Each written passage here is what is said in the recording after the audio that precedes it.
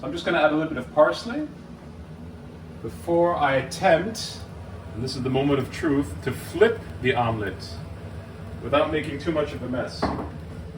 Everybody hold their breath. Pray if you're religious.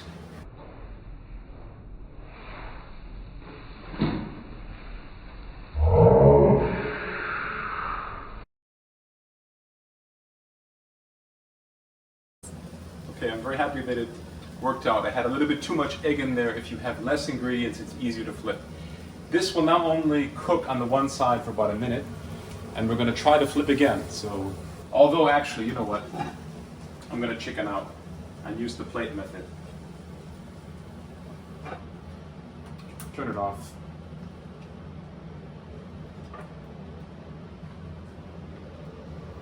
You do this, and then you set it down.